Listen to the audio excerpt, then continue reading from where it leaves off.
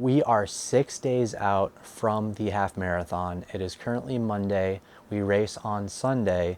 And this week, every single day is going to be very important that I mentally prepare myself to the best of my ability, because physically, I am at the best that I will be for the race. Nothing I do this week is going to physically improve me for the race. The only thing I can do now is maintain my fitness and mentally prepare for Sunday morning. That means today we're going to be doing a split run because my coach wants me to do some 200-meter repeats at the end of an easy run later in the afternoon. The reason behind this is because I worked this morning. That way I did not have enough time to get to the track beforehand. So we're going to do 5 miles easy in the morning, 5 miles easy in the afternoon with some 200-meter build-ups afterwards. I also am going to do a little lifting session, nothing too crazy. This will be very light, more or less body weight stuff at the beginning, some core, nothing too crazy with the legs, and just some back exercises to round it all out. I'll try to get into the gym one more time later on this week, but it's not definitely a pressing matter. It's just something that I need to stay on top of for the rest of the season. And we're not too worried about it this week at the very least. If I don't have time, I don't have time. But with the 200s later on today, this is something mainly for the rest of the season as well. The 200s is to build some speed that I feel like I'm probably not at the best spot in. So we're going to be working on that throughout the rest of the season.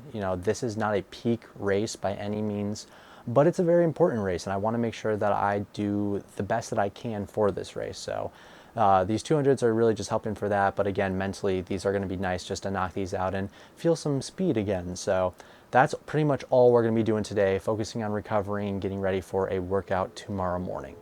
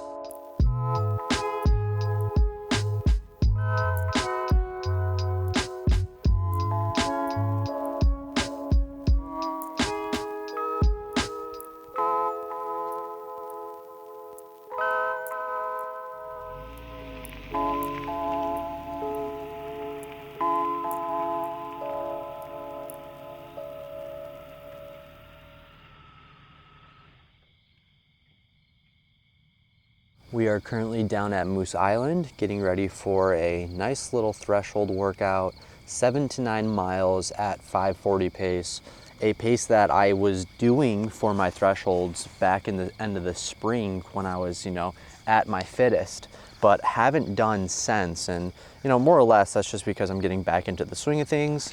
Now though, I will say that I do think 540 is a pretty good spot for me. I do think it's quite doable in a sense, but you know, you really never know until you get after it and attempt it. But I did feel like 550 pace last week was really easy, at least for 6 to 7 miles. So this morning doing 7 to 9 miles at 540, I think will definitely be a little bit more of a test in a sense, and a confidence booster at that. You know, if I can handle 9 miles at 540 pace, like that's going to be really good confidence wise going into the half marathon Sunday morning. So, you know, that's the goal this morning. We are waiting on Jimmy T at the moment.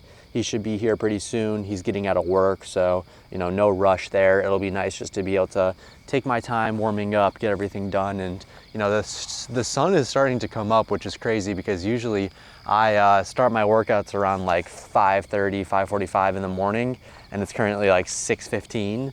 So it's nice just to not have to worry about any of that stuff. We'll, you know, slowly get ready to go, and then when the time comes, try to just take this nice and easy, nice and smooth, knock out 9 miles if possible, and go from there.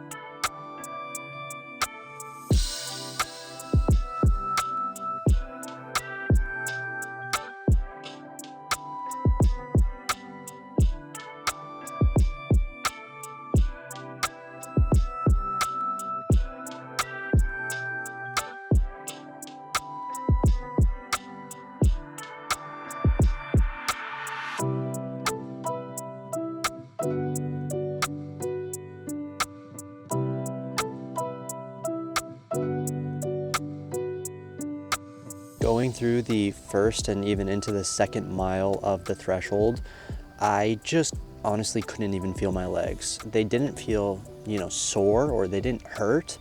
I mean, I think I felt a little tired, but more or less, I just could not feel my legs. Like, it didn't really feel like I was running on anything. And that's a little scary, just because I thought I felt really good yesterday. And the only thing that I did yesterday outside of the 2 easy runs were a couple 200s.